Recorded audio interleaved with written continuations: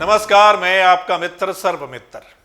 मसला है देश की सबसे बड़ी पंचायत यानी संसद का अगर कोई मेंबर गुंडे मवालियों जैसी भाषा का इस्तेमाल करता है और यह कहता है कि आंख निकाल देंगे, हाथ काट देंगे, तो आप क्या कहेंगे? दरअसल हरियाणा की रोहतक लोकसभा से जो सांसद हैं अरविंद शर्मा, उन्होंने आज ऐसा बोला है, ऐसी भाषा का इस्तेमाल किया है। आप पहले सुन लीजिएगा, फिर हम इस पर बात करते हैं। कि मनीष ग्रोवर की तरफ अगर कोई आंख उठेगी उसकी आंख निकाल लेंगे, हाथ उठेगा तो उसके हाथ को काट लेंगे, इसको कोई छोड़ेंगे नहीं। तो सुना आपने, अरविंद शर्मा ने यह बोला है। दरअसल आज बीजेपी के कार्यकर्ता और नेता रोहतक में विरोध प्रदर्शन कर रहे थे। किस मसले को लेकर? कल वाले मसले को लेकर। कल बीजेपी के कई नेता किलोई पहुंचे थे, वहां एक मंदिर में। मंदिर के बाहर लोग जमा हो गए, किसान जमा हो गए। उन्होंने विरोध किया बीजेपी नेताओं का और कहा कि बीजेपी के नेता माफी मांगे। मनीष ग्रोवर भी उनमें शामिल थे। मनीष ग्रोवर माफी मांगे तभी वो जाने देंगे। अब मनीष ग्रोवर ने हाथ जोड़े, लोगों ने वहां से जाने दिया, लेकिन बाहर आकर मनीष ग्रोवर ने कहा कि उन्होंने मौजूद लोगों के कहने पर राम राम की है, ना कि माफी मांगी है। आज उसी मसले को लेकर बीजेपी का विरोध प्रदर्शन था रोहतक में और टारगेट पे थे हुड्डा फैमिली। पूर्व मुख्यमंत्री भूपेंद्र सिंह हुड्डा, उनके बेटे और कांग्रेस ये टारगेट पर थे। और क्या कुछ बोला है भूपेंद्र सिंह हुड्डा, दीपेंद्र हुड्डा के बारे में अरविंद शर्मा ने, आप पहले सुन लीजिएगा, फिर उस पर भी बात करते हैं। सारे के सारे कांग्रेस के नहीं, सारे के सारे भूपेंद्र हुड्डा के आदमी जितने शरारत कर रहे हैं, सारे के सारे भूपेंद्र हुड्डा के आदमी ये छटपटा रहे हैं। ये किस बात के लिए छटपटा रहे हैं? राज के लिए। और एक बात आज लिख ले, ये लिख ले एक बात को कि 25 साल कांग्रेस चक्कर काटती है, लेकिन भारतीय जनता पार्टी राज को नहीं छोड़ने वाली है 25 साल। तो सुना आपने कि क्या कुछ बोला जा रहा है।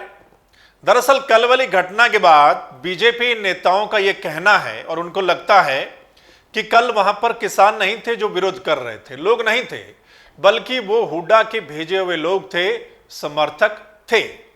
और आज उनके बारे में बीजेपी के नेता बोल रहे हैं। लेकिन ये भाषा कैसी है?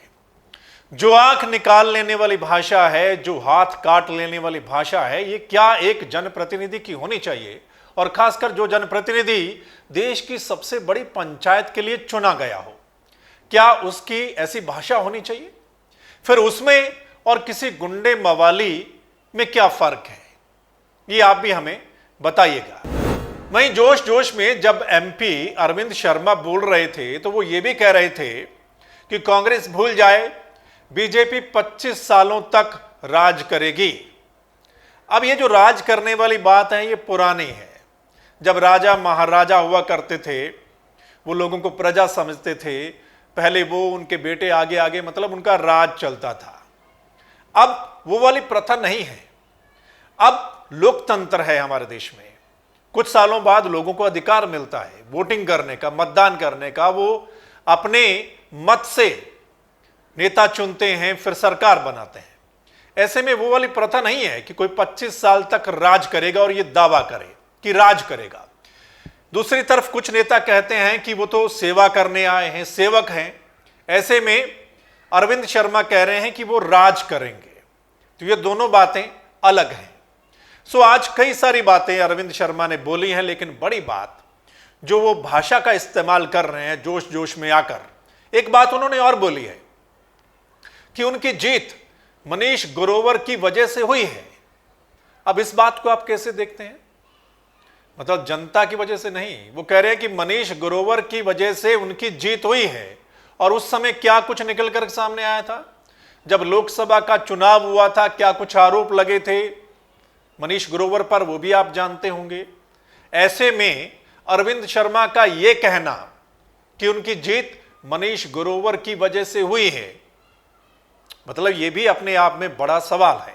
सो दोस्तों, कई सारी बातें हैं कई सारे सवाल हैं आज, जो जिस तरीके की भाषा का इस्तेमाल अरविंद शर्मा ने किया है, डायलॉग बोले हैं बड़े बड़े, तो कई सारे जो सवाल हैं वो खड़े होते हैं। अब इसका जवाब अरविंद शर्मा को देना है या जिस पार्टी से वो एमपी चुनेंगे उनको देना बनता है। लेकिन इस पूरे मसले पर आपकी राय क्या है? जो कुछ भी कल हुआ या जो कुछ भी आज हुआ, उस पर आपकी राय क्या बनती है?